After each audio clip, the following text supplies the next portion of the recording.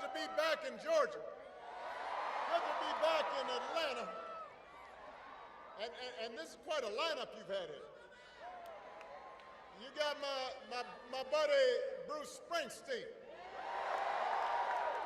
You got Tyler Perry.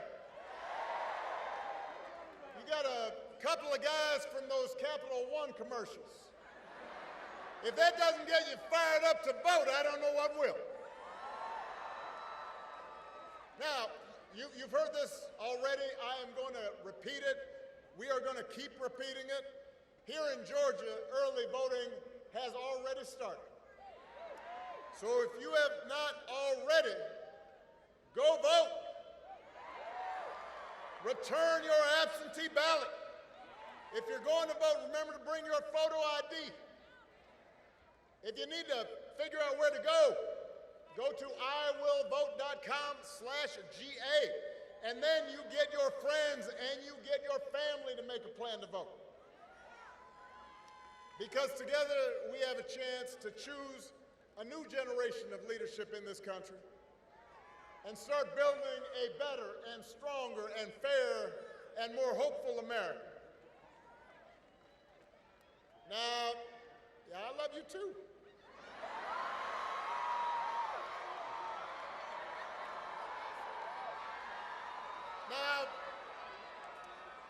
Now we know this election is going to be tight because a lot of Americans are still struggling. As a country, we've been through a lot.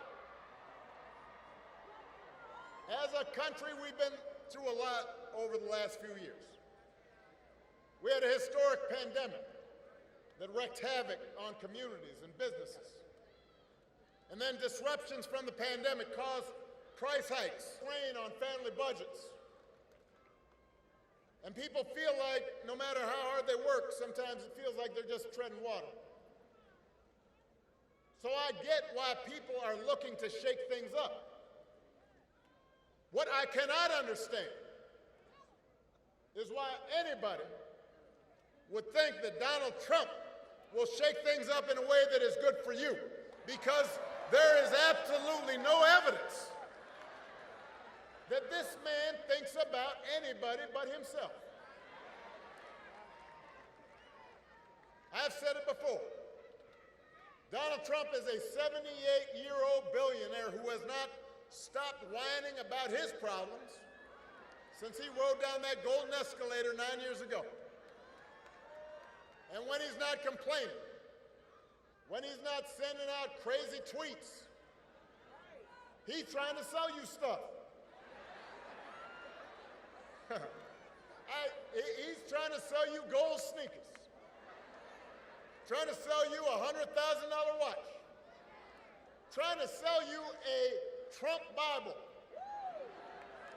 wants to sell you the Word of God, Donald Trump edition. Got his name right there next to Matthew and Luke. Now, you cannot make this stuff up. If this was on a Saturday Night Live skit, you'd say, well, no, that's crazy. But he's doing it because all he cares about is his ego, his money, his status. That's his mindset. Those are his intentions. And then there's the question of his competence.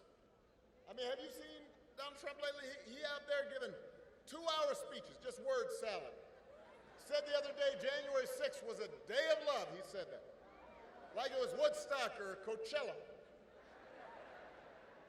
If your grandpa was acting like this, you'd call up your brother, call up your cousin, you say, hey, have you noticed Grandpa? He acting kind of funny right now. But here's the interesting thing, is he acts so crazy and it's become so common that people no longer take it seriously. I'm here to explain to you, just because he acts goofy does not mean his presidency wouldn't be dangerous. And you do not have to take my word for it.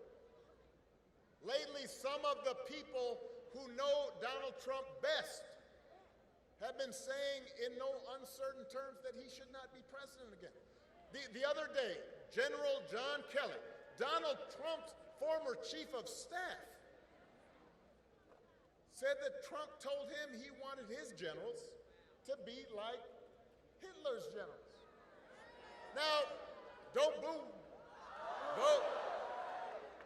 Now, I want to explain that in politics, a good rule of thumb is don't say you want to do anything like Hitler. That's just good political advice. But it is useful because it gives us a window into how Donald Trump thinks. And John Kelly isn't the only one saying this. Two of his defense secretaries, people who worked for him, said the same thing. His chairman of the Joint Chiefs of Staff, that is the top of the top brass in our military, said he is dangerous. Now, I happen to know John Kelly and Mark Miller. They served under me when I was commander-in-chief. These are serious people. This is a decorated soldier and Marine who served in battle. They are not, quote-unquote, woke liberals. They are people who have never, in the past, even talked about politics because they believe that the military should be above politics. But the reason they're speaking up is because they have seen that in Donald Trump's mind, the military does not exist to serve the Constitution or the American people. He doesn't see being commander-in-chief as a solemn, sacred responsibility, just like everything else. He thinks the military exists to do his bidding, to serve his interests. He said if he's elected, he'll use that military to go after, quote, the enemy within, which he defines as anybody who criticizes him or refuses to bend the knee. He can't handle that. And unlike last time, unlike the first time, he won't have people like John Kelly around to stop him.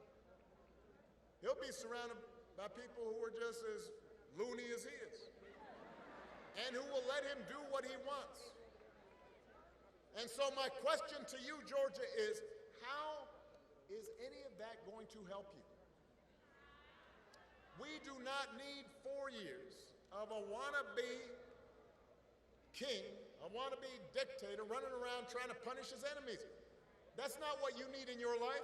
America's ready to turn the page. We are ready for a better story. Georgia, we're ready for a President Kamala Harris.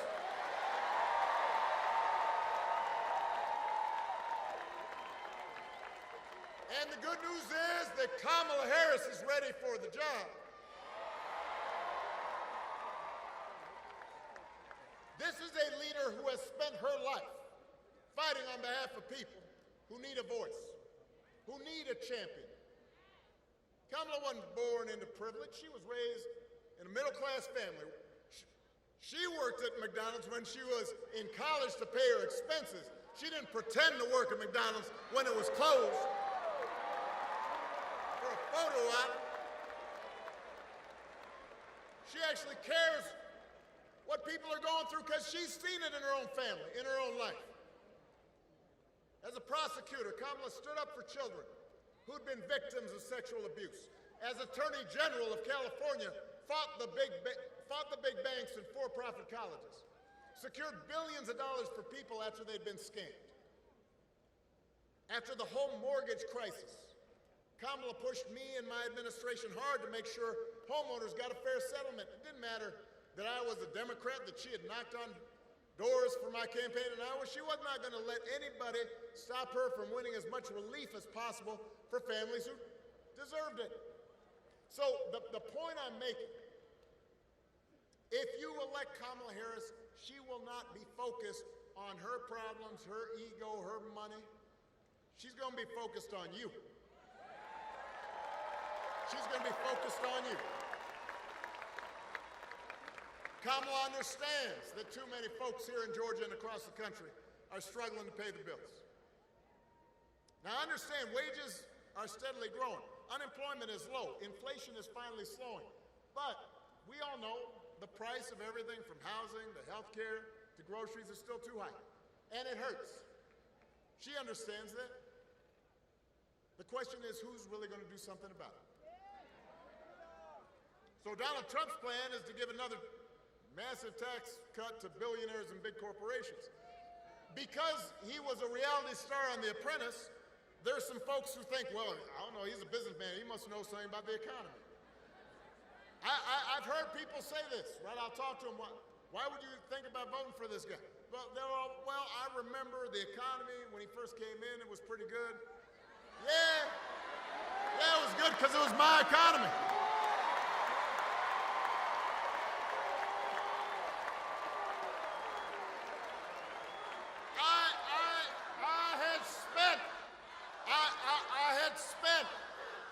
I had spent 8 years cleaning up the mess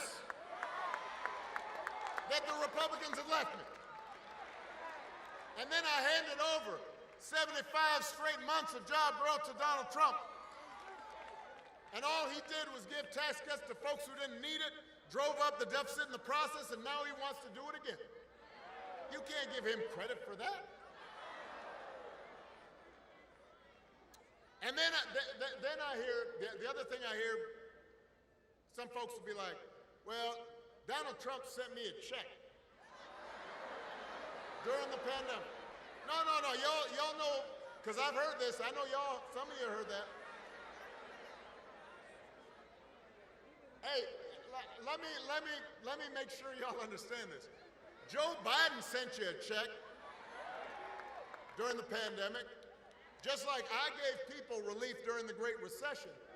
The thing is, we didn't put our name on it because it wasn't about feeding our egos. It wasn't about advancing our politics. It was about helping people. That's the difference. Don't be giving them credit for that. Come on. He sent you a check. Do not fall for that okey doke. Don't be bamboozled. Don't get fooled. And don't get fooled when he talks about health care either. You ask Donald Trump what he's going to do to make health care more affordable. His only answer is, end Obamacare, and the Affordable Care Act. He doesn't really know why he wants to end it, except for the fact that I passed it. The problem he's got now is that it's popular because 50 million people have gotten health care because of it. So, a couple weeks ago, you remember during the vice presidential debate, his running mate had the nerve, had the chutzpah to say that Donald Trump, quote, salvaged the Affordable Care Act. Donald Trump spent his entire presidency trying to tear that thing down. And he couldn't even do that right. And now, 8 years after he was elected, when he was asked, well, what are you going to do? He says, well, I've got concepts of a plan for how he'd replace it. Now, I want y'all to think about this for a second. Let's say your boss on the job gives you an assignment, says, I need it by Friday. Friday rolls around, your boss says, so did you finish that project I asked you to do? And you say, well, I haven't actually started, but I got a concept for a plan. or you could try this at home. Honey, did you throw out the trash? I have a concept of a plan to throw out the trash. How's that going to go over? On the couch. That's how it'll go over. If it wouldn't work for you, why should it work for the next president of the United States? The good news is that Kamala Harris doesn't have concepts of a plan. She got a plan to make your life better. She's going to go after corporations that unfairly jack up prices. She's going to make it easier to build and buy a home. She's going to limit out-of-pocket health care costs. She's going to give a tax cut to 100 million middle-class families and working Americans. And if Congress passes a bill to restore the reproductive freedom that women had for nearly 50 years, the freedom that Donald Trump bragged about taking away, Kamala will sign it into law.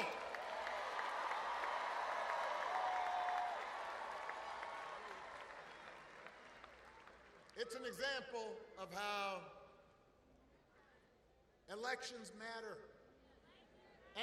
And I have to say, I get why folks get frustrated with politics. I do too sometimes. I don't watch cable news. Because sometimes I get why people block it out. It just seems like everybody arguing and fussing. But I always tell people, look, politics, it's not going to solve all your problems. No president is going to eliminate poverty in one term or eliminate racism, because those problems are hard.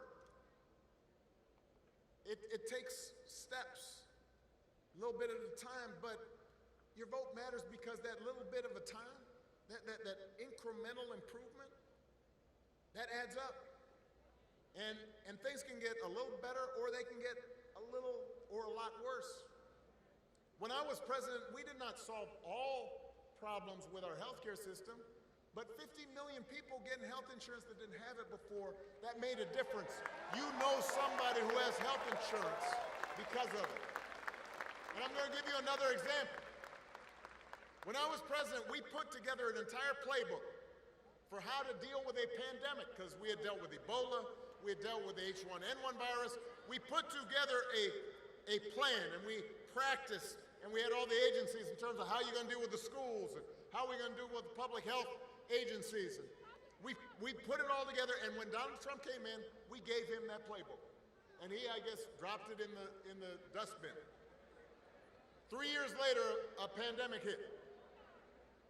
And I want to be fair. Listen to me now. No matter who was president, the pandemic was going to be a huge crisis. People were going to get sick. People were going to die.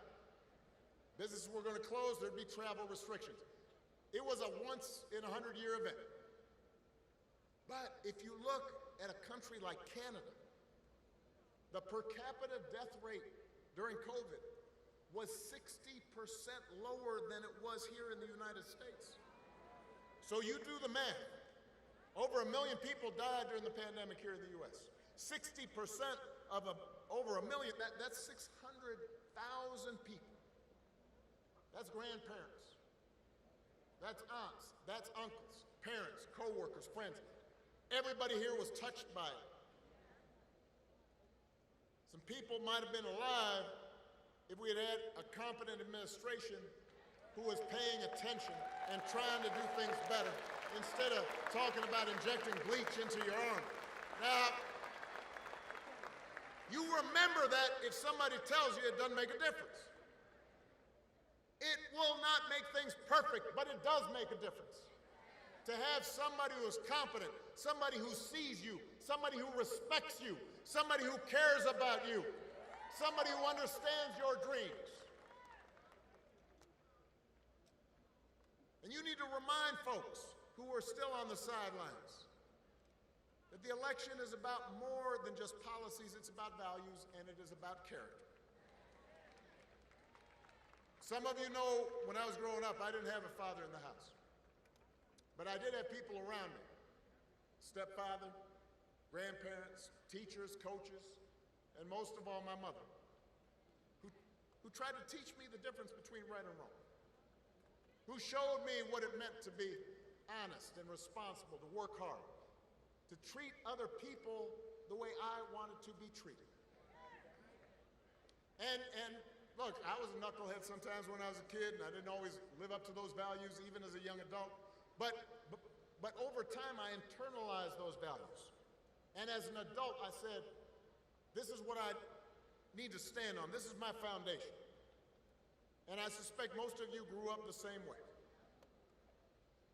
And one of the most disturbing things about this election and about Trump's rise in politics is how we seem to have set the values we were taught aside, how we seem to disregard them, how we pretend they don't matter. When Donald Trump lies about hurricane aid, you've got a hurricane in North Carolina, people desperate, and he and his vice presidential candidate deliberately circulate rumors that that money's being given to illegal aliens, illegal immigrants, as opposed to people who are desperate. When he cheats or shows utter disregard for our Constitution, when he calls service members who died in battle losers, or fellow citizens vermin, people make excuses for it. They act like it's okay as long as their side wins. And I've noticed this especially with some men who seem to think Trump's behavior is a sign of strength, that macho, you know, I'm going to own these folks, I'm going to put them down. I am here to tell you, that is not what real strength is. It never has been. Real strength is about working hard and taking responsibility and telling the truth even when it's inconvenient. Real strength is about helping people who need it and standing up for those who can't always stand up for themselves. That's what we should want in our daughters and our sons. And that's what I want to see in the President of the United States of America. And the good news is, we've got a candidate to vote for in this election who demonstrates that kind of character, who knows what real strength looks like, who will set a good example and do the right thing and leave this country better than she found it. That is what this election is about. And that is why it is my honor to introduce my friend, the next President of the United States of America, Vice President Kamala Harris.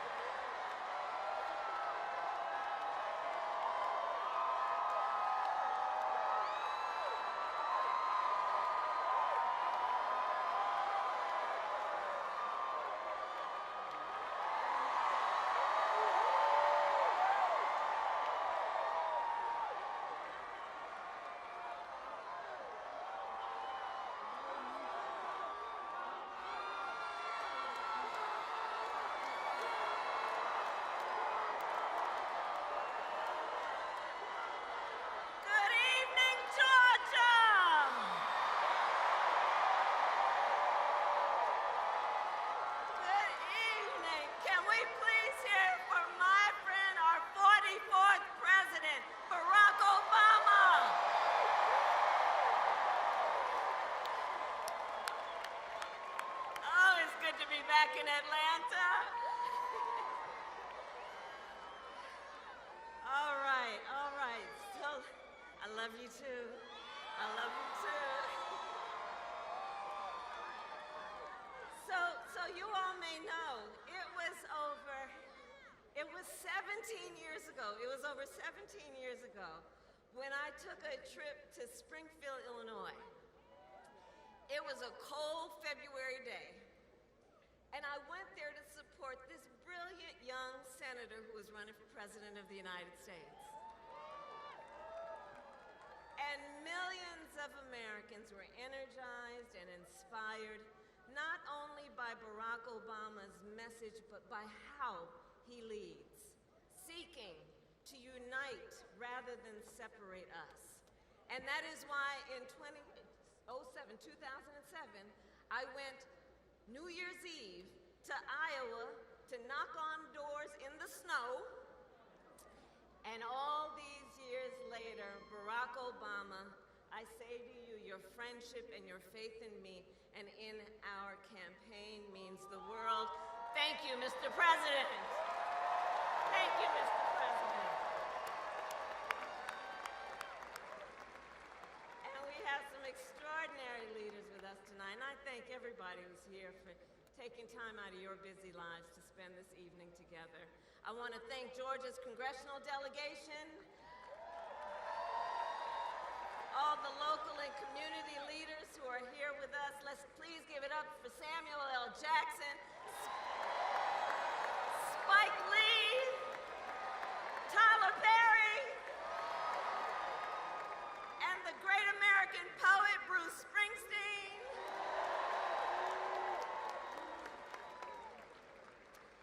So Atlanta, before I was Vice President of the United States, before I was a United States Senator, and before that a two-term Attorney General for the state of California, and before that a district attorney and a courtroom prosecutor. And in those roles, I took on perpetrators of all kinds, predators, fraudsters, and repeat offenders.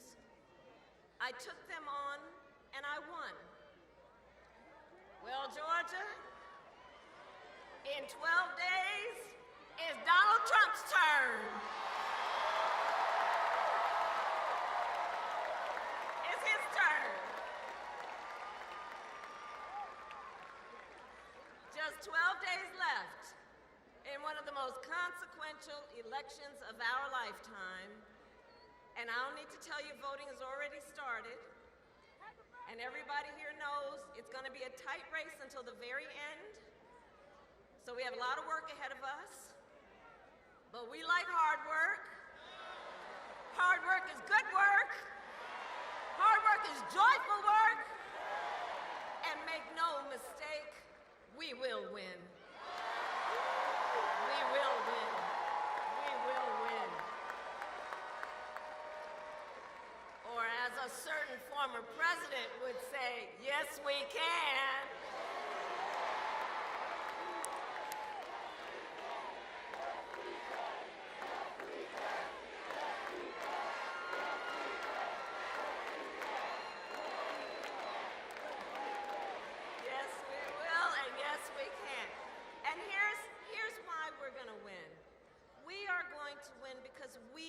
Together are fighting for the future. We are fighting for the future. We here understand we have an opportunity before us to turn the page on the fear and divisiveness that have characterized our politics for a decade because of Donald Trump. We have the opportunity to turn the page and chart a new way and a joyful way forward. A way that taps into the ambitions, the aspirations, the dreams of the American people. And I will tell you, as I travel our country, there is an overwhelming call for a fresh start, for a new generation of leadership that is optimistic and excited about what we can do together. There is a yearning for a president of the United States who will see you, who gets you, and who will fight for you.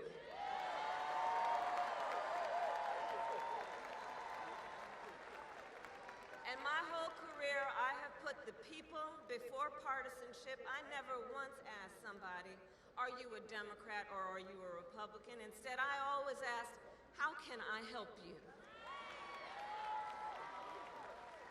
And that is a major difference between Donald Trump and me, and between the two very different, extremely different visions that he and I have for our nation. One, his focused on the past and himself. The other hours focused on the future and you. Together, we will build a future where we bring down the cost of living, and that will be my focus every single day as President of the United States.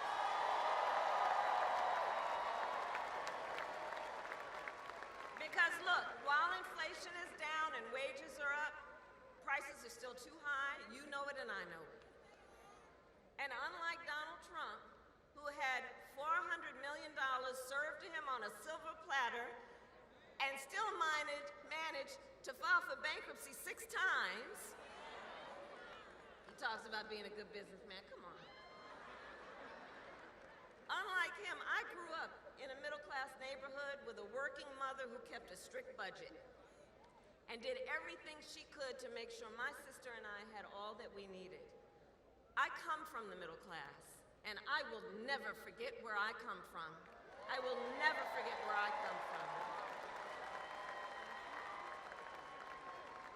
Which is why my common sense plan will lower the prices you pay on everything from prescription drugs to groceries to housing.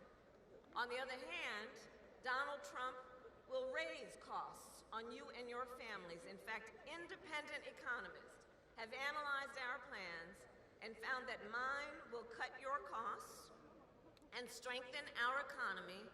His will increase inflation and lead to a recession by the middle of next year. These are independent economists, Nobel laureate, prize-winning economists who have reviewed our plans and are very clear.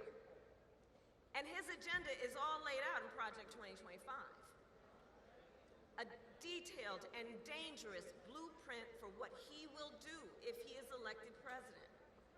And look, Donald Trump intends to impose a 20% Trump national sales tax on everyday basic necessities, which will cost the average family nearly $4,000 a year. On the other hand, I will take on price gouging, corporate price gouging. I've done it before, and I will do it again.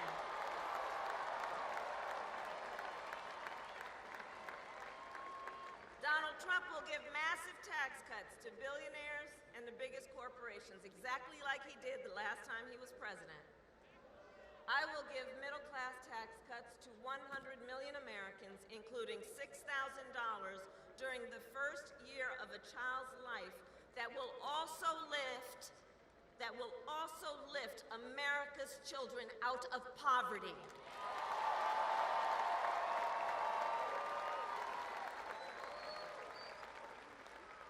Donald Trump will get rid of the $35 cap on insulin for seniors. He will cut Medicare and Social Security. In fact, economists have reported he will bankrupt Social Security in just 6 years. My plan is a plan to support our seniors so that they can grow older with dignity, and so their families, you are not overwhelmed by the cost of home health care. And on top of that, my plan will bring down the cost of housing, cut taxes for small businesses. Where are the small businesses in the house? You are the backbone of America's economy, all of you. And we will lower health care costs because I believe health care should be a right and not just a privilege of those who can afford it.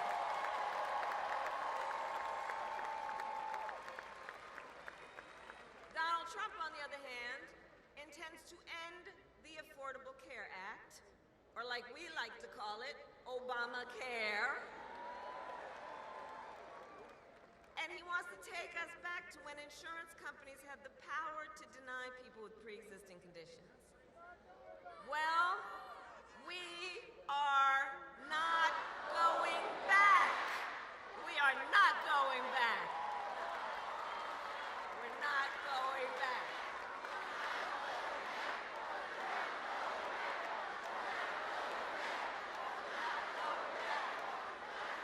We're not going back. No, we are not. Because is time to turn the page.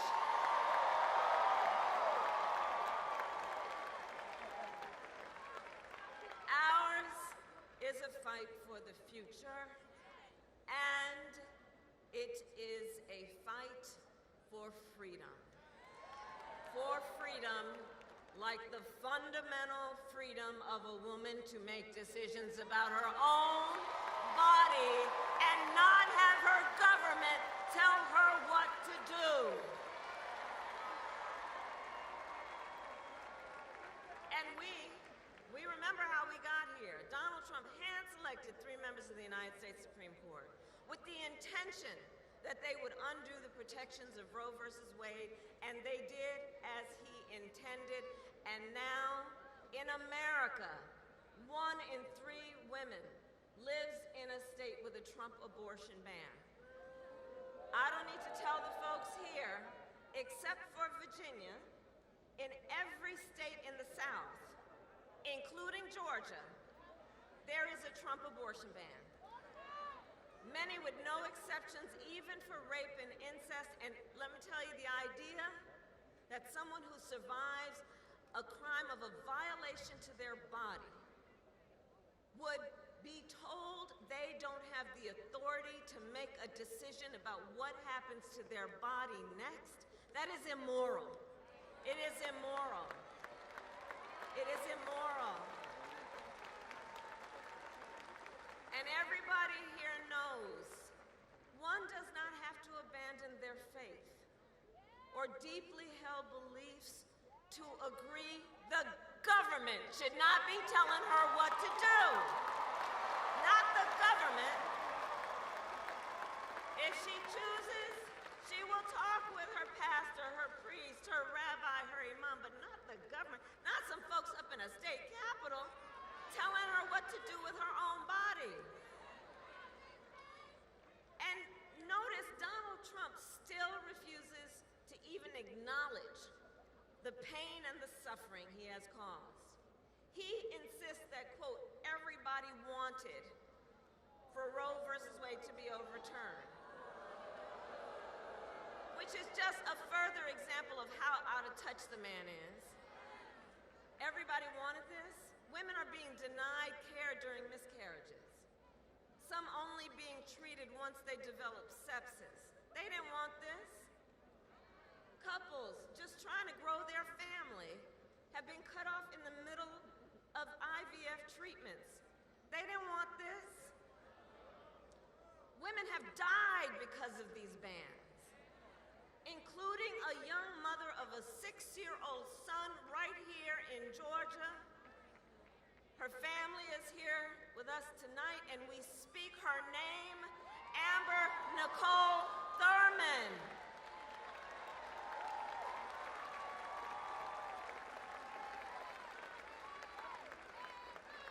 And you all have heard me say, look, I do believe Donald Trump to be an unserious man, and the consequences of him ever being president again are brutally serious. These are just some of the consequences of the Trump abortion bans and what he does and what he's likely to do. And I pledge to you, when Congress passes a bill to restore reproductive freedom nationwide, as President of the United States, I will proudly sign it into law. Proudly.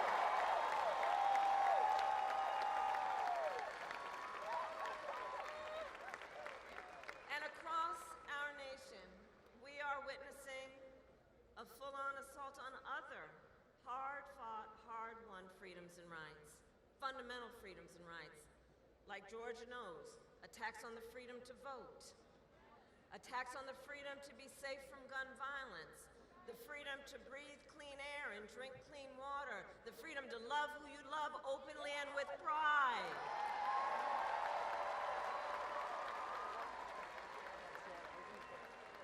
And as Atlanta knows well, generations of Americans before us led the fight for freedom. And now, the baton is in our hands. It is in our hands. particular to all the young leaders that I see here this evening. I see you. I see you. I see you. And to you I say, you all have grabbed the baton. I've seen what you do, and I see how you are doing it, because you are rightly impatient for change. You, who have only known the climate crisis, are leading the charge to protect our planet and our future. You, young leaders who grew up with active shooter drills, are fighting to keep our schools safe. You, who know now fewer rights than your mothers and grandmothers, are standing up for reproductive freedom. And I know it is because for you, I say to our young leaders, this is not theoretical. This is not political. This is your lived experience. And what I love about you is you are not waiting for other people to figure this out. So I see you and I see your power, and I know so many of you are voting for the first time and know that our future is so good with you all at the helm. And I'm so proud of you. Can we hear it for our young leaders and first-time voters?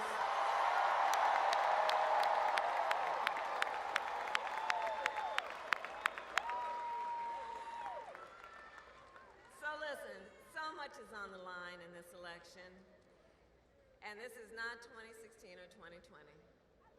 The stakes are even higher because over the last years, and in particular the last 8 years, Donald Trump has become more confused, more unstable, and more angry.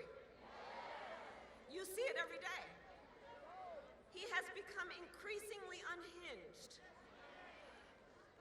But last time, at least there were people around him who could control him.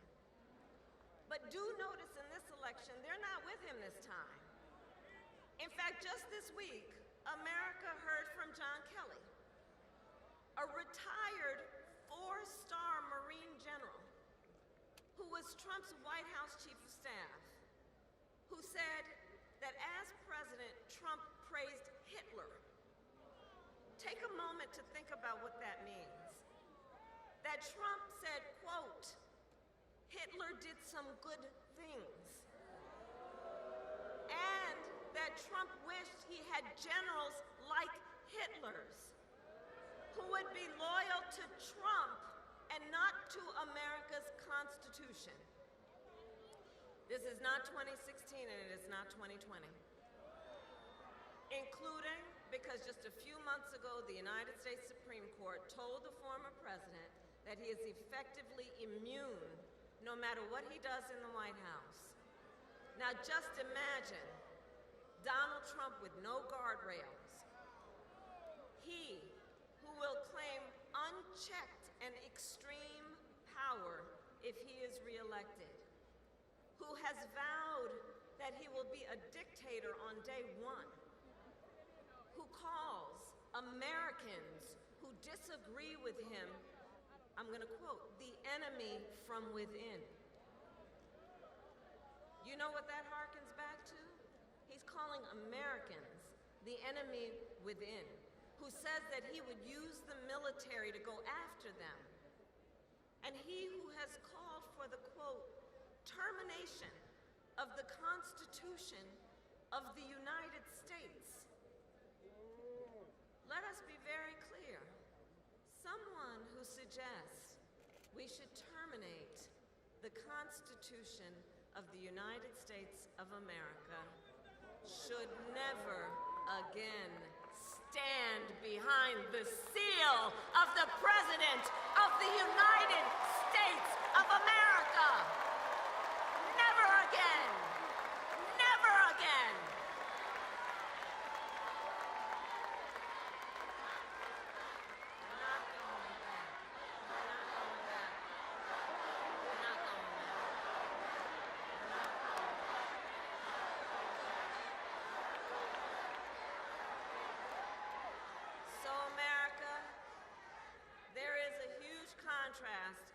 election, just imagine the Oval Office in 3 months. Picture it in your mind. It is either,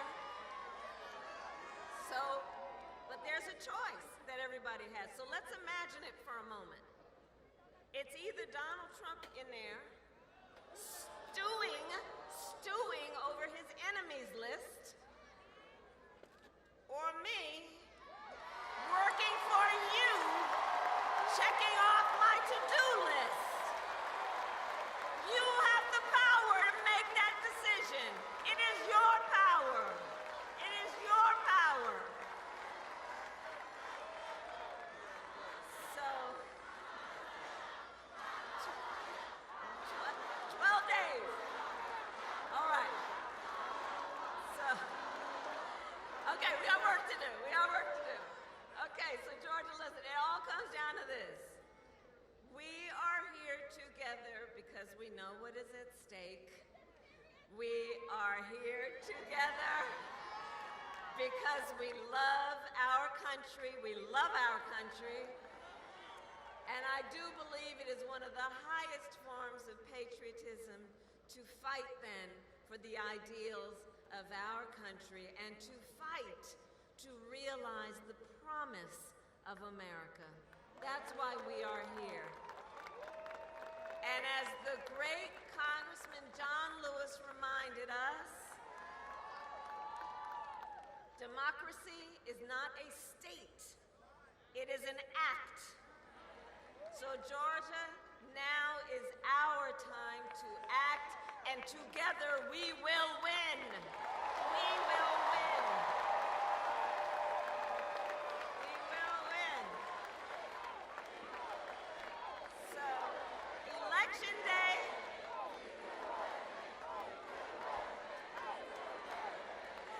So, Election Day is in 12 days, okay, 12 days. And early voting has already started. So, Georgia, we need you to vote early. Please vote early. Go to iwillvote.com to get all the information you might need. Because, folks, the election is here. It is here, it is upon us, and the choice is truly in your hands.